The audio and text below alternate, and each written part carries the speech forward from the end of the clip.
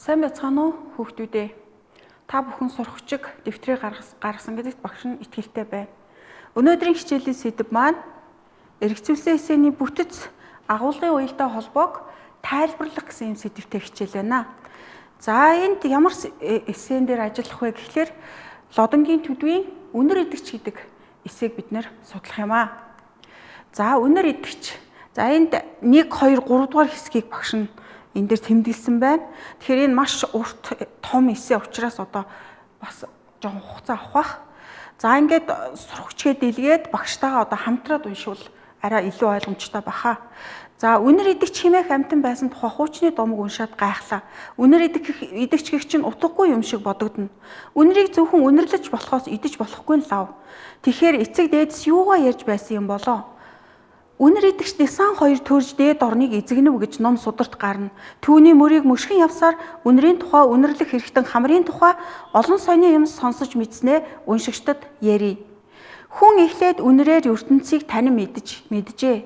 Бас хүнийг хүн болгосон гол эрхтэн нь хамар ажээ. Тэрчлэн хүн анхандаа амаараа биш хамраараа ярьдаг байжээ. Энэ бүхэнд одоогийн хүмүүс итгэхгүй нь лав. Гэхдээ л худал биш үнэн болох нь нэгэнтээ нотлогдсон юмыг энд ярих ёстой. За энэ эхлэл хэсэг маань эсээний эхлэл хэсэг маань ингэж хэлж байна. За тэгэхээр эсээний эхлэл хэсгийг та нар 10 дугаар ангидаа үзсэн тийм үү? Юугаар эхэлдэг вэ гэдэг тийм ээ.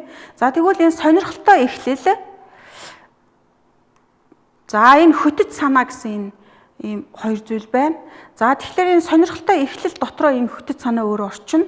За сонирхолтой эхлэл юу байна вэ гэхээр хүн үнэр идэгч гэж амтан байсан. Үнэр идэгч гэж амтан байсан. Үнэр идэгч Десан 2 төрөлдөөд орныг эзлэв гэдэг энэ сонирхолтой ийм эхлэлээр бол эхэлж байгаа юм. Үнэр идэгч Десан гэдэг нь бол тэр гямлаан оронд одоо амьдардаг хамгийн гоё үнэр гаргадаг одоо ийм дагныг хилдэг гэж номын чин тайлбар дээр байгаа хүүхдүүдээ. За тэрийг хараарай. За хүн анхандаа хамраараа биш амаараа биш хамраараа ярьдаг байжээ гэхэлэр их сонин ийм санаа гарч байгаа энэ дээр бол хамраараа ярьдаг гэхэлэр чинь хүн одоогийн хүмүүс бол тийм ээ их сонирхолтой байдлаар ойлгондоо ямар сони юм бэ гэж те. За тэгэхээр энэ бол юу байна вэ гэхэлэр зэрэг зохиогчийн өвөрмөц санаа гэж бид нэр ингэж үзэж байгаа. Тэгэхээр энэ эссэнд бол ийм эсрэг үндэслэл эсрэг санааг бол гаргаж өгч байгаа. Энэ хөтөц санаан дээр гардаг гэдгийг та нар ойлгож байгаа. За тэгээд яасан бэ гэхэлэр дараагийн энэ нэг өгүүлбэр байгаа. Хүн эхлээд үнрээр ертөнцийг танин мэджээ гэж. Тэгвэл энэ дээр одоо юуны тухай гарах нь вэ? Өөрөөр хэлбэл өгүүлэгдэж байгаа юм нь юу байна вэ гэхээр энэ жинхэнэ нэр буюу тулгуур үг нь энэ үнэр гэсэн үг байгаа юм. Тэгэхээр энэ эссэнд бол нэг үнэрийн тухай, үнэрлэг эрхтний тухай гарах нэ гэдэг энэ ойлголт бол эхлэл хэсэгтэр бол харагдаж байна. За энэ бол үнэрийн тухай байна гэдэг нь бол ойлгож байна. Өөрөөр хэлбэл энэ маань яаж юм гэхээр сэдэв болж харагдаж байгаа эхний эхлэл хэсэгтэр. За дараагийн 4 дугаар хэсгийг уншия багш нь. За хүн эхлээд үнрээр ертөнцийг танин мэдсэн маргашгүй юмар нотлогджээ. Хүний танин мэдэх 5 сайн зэвсгийн хамгийн ашиг багтай нь хамар юм шиг санагдана. 2 нүд 2 чихэл хүнд юу юунаас чухал, юу юунаас илүү мэдээлэл сэрэл өгч байна. Ам дараа нь орно. Гэтэл хамар ямар мэдлэг өгдөг вүлээ? Хамраар зөвхөн үнрийг л ялгана. Өөр юухан байх вэ? Хамраар амьсгална. Тэр нь гол үүрэг юм. Гэвч хамар дээр үед нүд чихнээс илүү чухал байжээ. Дээр үед гэдэг нь аль дэвангарын цагийг хилж байна. Өөрөөр хэлбэл хүн босоо явж сураагүй байх үе юм.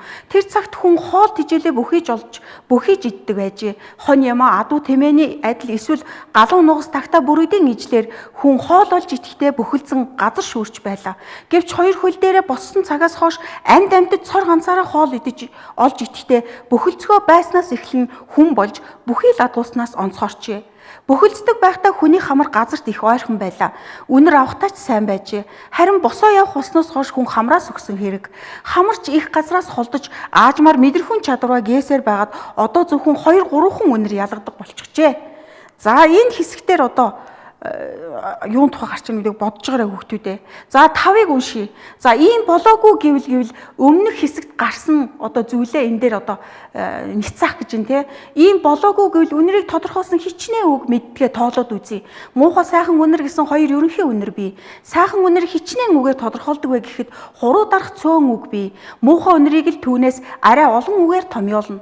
Гэтэл нүдээр үздэг өнгөний тухай хавьгүй олон үг бий. Энэ манд бидний хамрын ялгах чадвар ядуу гэлтэх нь үнэрийг бие даасан үгээр биш харин уул үнэрийн хадгалагч эд юмсын нэртэй хавсархан тодорхойлно. Алимны үнэр, загсны үнэр, зүгийн балны үнэр гэвэл хүн ойлгохоос биш улаан цагаан хөх гэдэг шиг шууд нэг үгээр үнэрийг нэрлэхэд бэрх болно. Хүн ярьдаг болохоос өмнө үнэрлэх чадвараа дороотуулсныг гэрч энэ юм.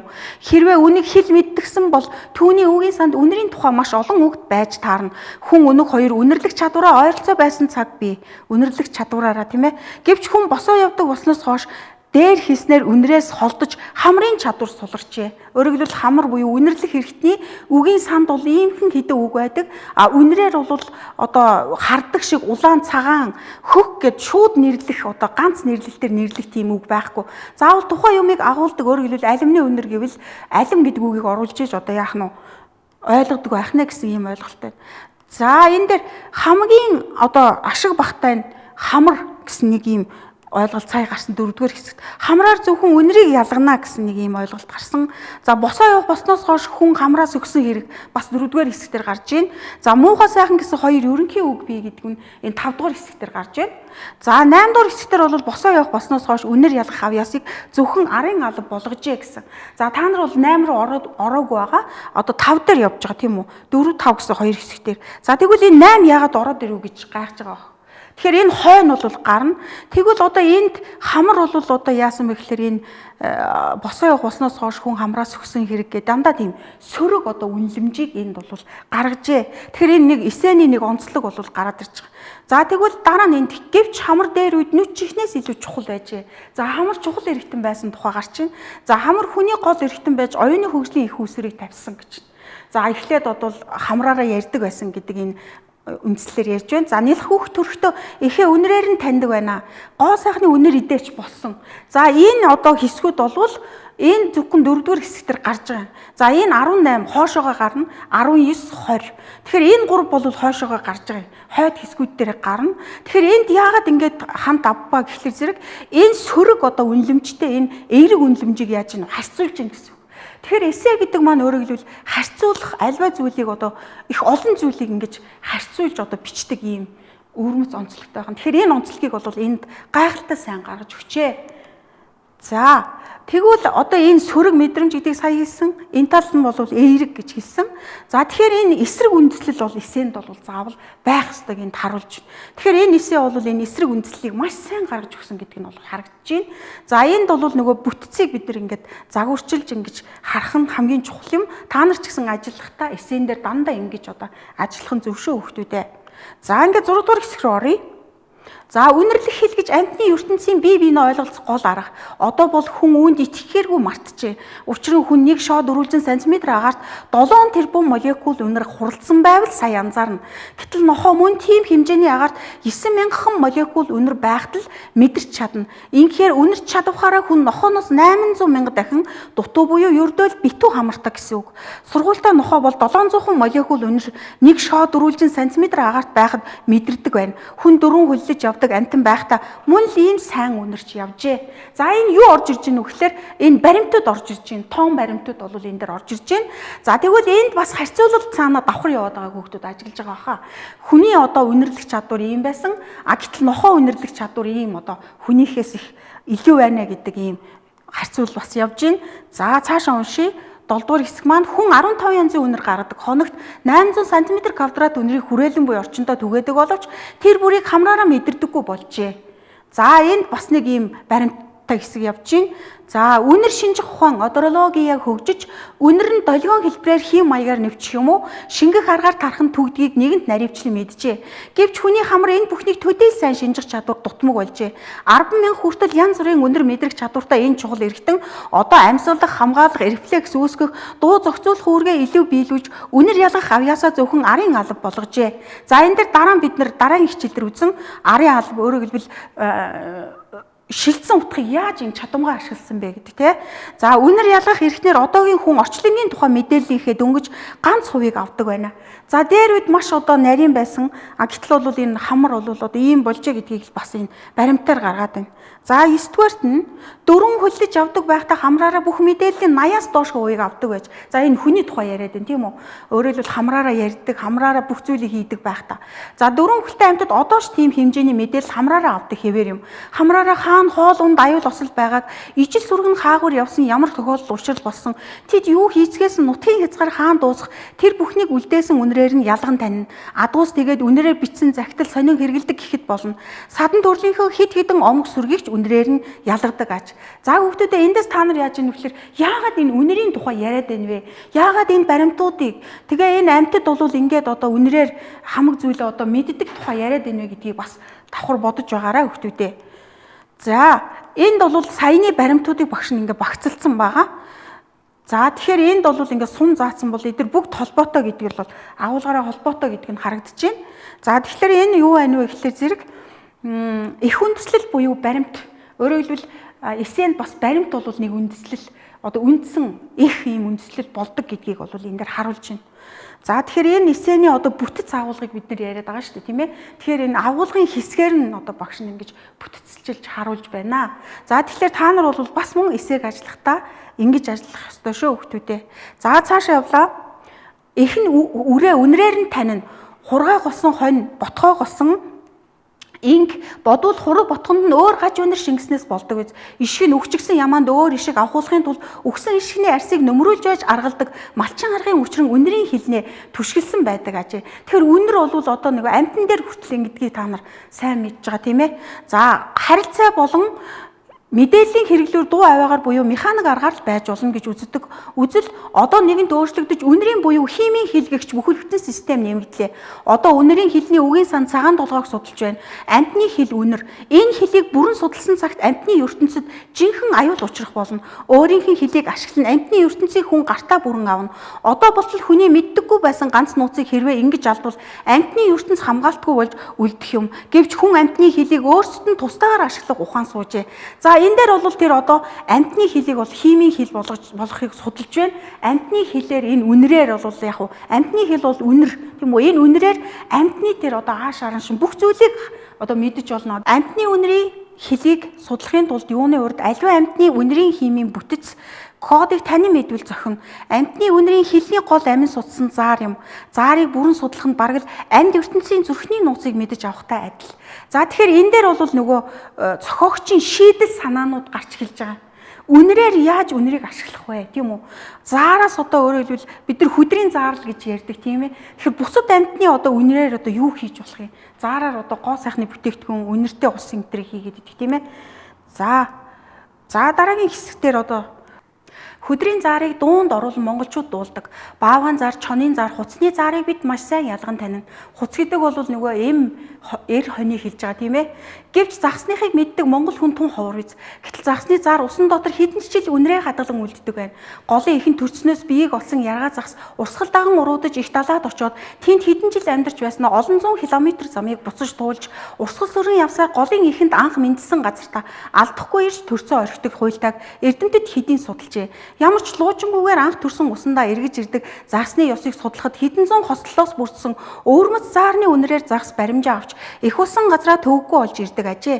Тэр нууц үнрийг нь таны мэдснээ ашиглан загсны хэлээр аль нэг усан санд дуудан аваачиж төрцийг орхиулан өсгөж үржүүлэх боломж нээгдэх юм а. За энэ сүүлийн хэсэгтэр бол нөгөө зохиолчийн шийдэл өвөрмөц шийдэл харагдаж байна. За юунаас үндэслэж байна гэхээр энэ загсны энэ өөрөөр хэлбэл анх мэндэлсэн газраа эргэж очдог гэсэн тэр одоо үндэслэл буюу баримтыг ашиглан энд бол өөрийнхөө шийдлийг энд хэлж байна тийм үү.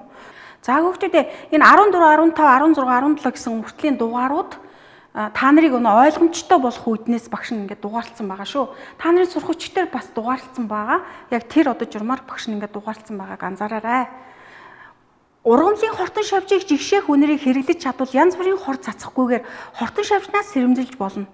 Ийхүү үнэртнээр тогтоосон хил хязгаарыг ямар ч үед хортон шавж давж гарахгүй болно. Эсвэл ялаа шумуулын дуртай үнэрийг гарган авч түүний тусламжаар ойр хавийн ялаа шумуулыг дуудан цуглуулж устгаж болно. За энэ бас зохиолчийн шийдэл байна тийм үү? Өөрөөр хэлбэл энэ үнэрийг ашиглан хортон шавжийг бол устгаж болно гэсэн. За дараа нь зарим ургамал хортон шавж хүрлцэн очиход мөчр салаанаас нь муухай үнэр гаргаж тэр хорхоонуудыг хөөн жигшээдгээр барахгүй энэ аюулын тухай ойр хавьтай зар тараадаг байна. За энэ бол баримт байгаа тийм үү? Ийм ургамлууд байдаг бахна. Тэр зарыг авмөгц мөнөөхөн ургамлууд бас муухай үнэр гаргадаг хачин үзэгдлийг эрдэмтэж одоо шинжиж мэджээ. За дараа нь аливаа амьтан ургамлын заар нь бас үржлийн ач холбогдолтойгоор барахгүй. Ой ингэсэг үнэр тусны адил гоёлын буюу дур улаах учир холбогдолтой юм а. Үнэрийн хил нь бусдад дуулдахгүй мөртлөө харанхууд хамар дамжин ойлгогддог өвөрмц онцлогтой ажээ. За тэгэхээр энд бол яаж юм гэхээр тэр ургамлын заар үржлийн эргэтэнтэй холбоо ач холбогдолтой гэдэг маань тэр загсны тухайд гарсан баримттай холбогдоод байна тийм ээ. Тэгэхээр эндээс гадна бас гоёлын одоо ийм давуу шинж чанартай байдгаа гэж хэлж байна. За үнэрийн хилний үгийн санд им хүний өөрийн аюулгүй аюултай аймаар гимгүй эрүүл өвчтэй өсгөлн цатгалан гэх мэтийн бараг 200-аад үг байгааг эрдэмтэд мэджээ. За үнэрээр бол одоо ийм байдлыг мэдэж болно гэсэн энэ үгийн санг бол ингээд судалсан байна.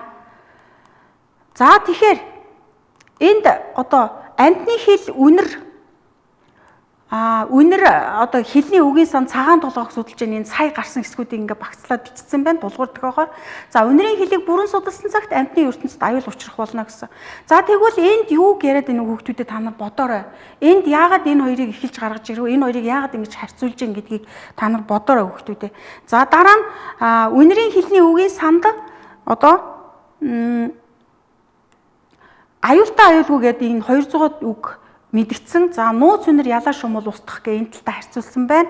За дараа нь аливаа амьтны үнэрийн химийн бүтц кодыг таньж мэдвэл зохино гэж байгаа. За энд бас усан сан зах сүржүүлэх гээд ингээд тавьсан байна. За дараагийн юун дээр болохоор заарыг бүрэн судлах нь бараг амьд ертөнцийн зүрхний нууцыг мэдэж авахтай адил гэж байгаа. За энэ дээр харьцуулт нь ингэсэг үнэртэн үнэртэн ус гээд ингээд тавьсан байна. За хүүхдүүдээ та нар нэг энд юуг харьцуулсан байна гэдгийг нэг бодоорой. Саяны хэсгүүд дээр чинь байгаа энэ одоо санааг ингээд тулгуур тохиогоор өгсөн байна. За энэ хоёр яагаад ингэж холбогдож байна вэ гэхээр үнэрийн хилийг бүрэн судална гэдэг бол ингээд судалж байна гэж байгаа тийм үү бодит байдал дээр. За үр дүнд нь яах вэ гэхээр энэ аюул учирч болно гэж байгаа. За амьтны хилийг бол судалчих юм бол хүмүүс амьтныг устгаж магадгүй. Тийм үү. За энэ амьт нь бол одоо энд байна гэдээ одоо үнрээрээ хамаг одоо байгаа газараа бол мэдэгдчих болох юм. За дараа нь яаж энэ одоо юу яснараа судалснараа тэр ялаа шумуулыг устгах химийн хорт бодис цацгаасаа илүү тэр хортоо ялаа шумуулаар одоо ингээд устгах энэ үр дүнтэй арга байж болох юм гэж ингэж харьцуулсан байгаа юм. За аливаа амьтны үнэрийн химийн бүтц кодыг танин мэдвэл зохино гэж байгаа. Тэгвэл энийг мэдснээрээ яаж нөхөр сая нэг зах суржуулах ийм мэтийн ажлыг бол яаж үр дүнд нь хийж болох юм байна гэсэн. За энэ заарыг бүрэн судлах нь бараг л амьд ертөнцийн зүрхний нууцыг мэдэж авахтай адил. За заараас сая бол ингэсэг үнэртэн ус бол ингэж гаргаж авдаг.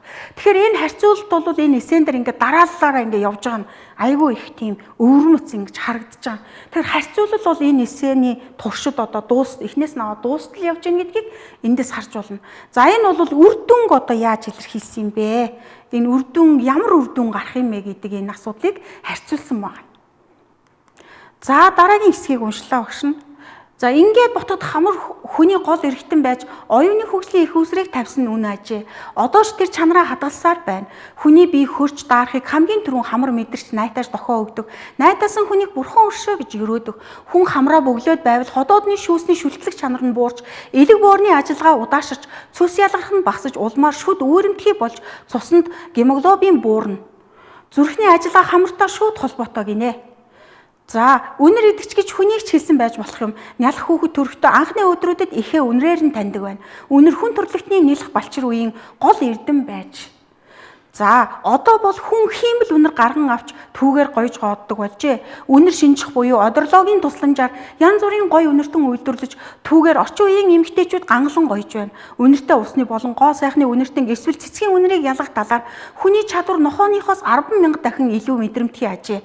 Үүгээрээ хүн адгууснаас их хол явж гоо сайхны үнэр идэгч болон хувирчээ. За энэ хэсэг дээр их сонирхолтой байгаа юм тийм үү? Гоо сайхны үнэр үнэрийг хүн бол нохооноос илүү мэдэрдэг байна.